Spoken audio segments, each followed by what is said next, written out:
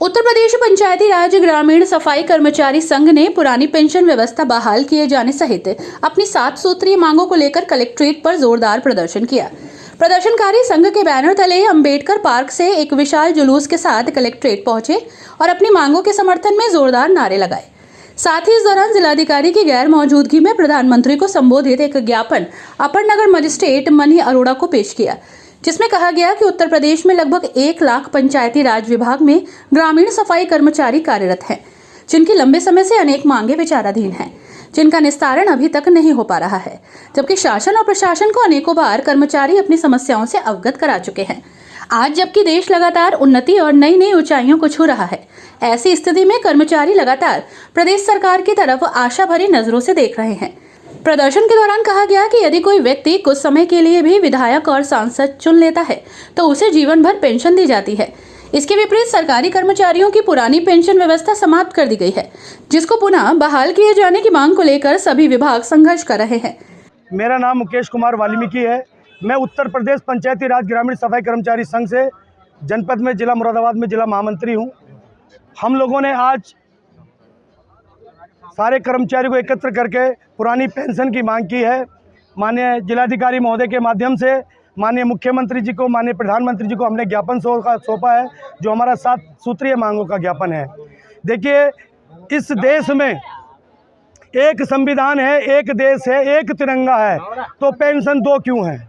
मैं सरकार से पूछना चाहता हूं कि कर्मचारियों को सौतेला व्यवहार क्यों किया जा रहा है, जबकि एक दिन के सांसद या एक दिन के विधायक अगर शपथ ग्रहण कर लेते हैं तो उन्हें आजीवन पुरानी पेंशन का लाभ दिया जाता है। लेकिन हमारा कर्मचारी, जो सफाई कर्मचारी, जो कोरोना काल में भी अपने जीवन की परवाह न करते हुए पूरे देश की साफ सफाई की, उस कर्मचारी ने उसे पेंशन से विहीन रखा जा रहा है, उसे पुरानी पेंशन का लाभ नहीं दिया जा रहा है। जबकि एक देश, हमारे देश में जो बॉर्डर पे हमारा सैनिक, अर्धसैनिक बल का सैनिक खड़ा है, जबकि वो पूरे देश का सेवा कर रहा है, पूरे देश की सुरक्षा कर रहा है, लेकिन उस सैनिक को पुरानी पेंशन से वंचित रखा जा रहा है। उसी तरह से हमारे जितने भी नए नियुक्त कर्मचारी हैं उनको पुरानी पेंशन से वंचित रखा जा रहा है। मेरा सरकार से ये अनुरोध है, माननीय प्रधानमंत्री जी से ये अनुरोध है कि हमारे कर्मचारियों के, समस्त कर्मचारियों की पुरानी पेंशन बहाल की जाए, क्योंकि ये पेंशन भीख नहीं है, ये अधिकार है हमारा, ये हमारे बुढ़ापे की लाठी है।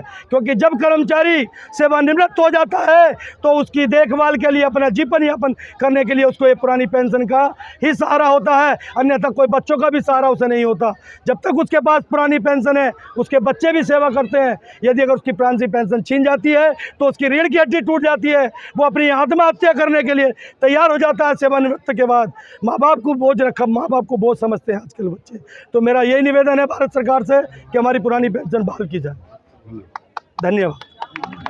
ज्ञापन के माध्यम से मांग उठाई गई कि पंचायती राज विभाग में कार्यरत सफाई कर्मचारियों की विभागीय सेवा नियमावली बनाई जाए, पंचायती राज विभाग के सफाई कर्मचारियों की पदोन्नति की जाए। देखिए, हमारे 7 सूत्रीय ज्ञापन हमने आज माननीय मुख्यमंत्री जी के नाम और माननीय प्रधानमंत्री जी के नाम जिलाधिकारी महोदय के माध्यम से भिजवाने के लिए 7 सूत्रीय मांग है। एक सर्वप्रथम हमारी पुरानी पेंशन बहाली की है, क्योंकि पुरानी पेंशन माननीय मुख्यमंत्री जी ले रहे हैं, माननीय प्रधानमंत्री जी ले रहे हैं। जो एक दिन के सांसद विधायक बन जाते हैं वो चाहे ज़िंदगी पुरानी पेंशन लेते रहते हैं, जबकि हम 60 साल नौकरी करने के बाद में पुरानी पेंशन से वंचित कर दिया गया है। हमारी सर्वप्रथम पुरानी पेंशन बहाल की जाए। दूसरी मांग हमारी प्रमोशन नियमावली, प्रमोशन, विभागीय प्रमोशन और हमारी विभागीय नियमावली तीसरी मांग। चौथी मांग हमारे प्रधानों के नियंत्रण से मुक्तिकरण है। इसी तरह से हमारी 7 मांगें हैं। 7 मांगों का हमने ज्ञापन माननीय प्रधानमंत्री जी को और माननीय मुख्यमंत्री जी को जिलाधिकारी महोदय के माध्यम से। इस मौके पर मन्नू सिंह, मुकेश कुमार, सोनू, मन्नू और विशाल सहित अनेक कर्मचारी मौजूद थे।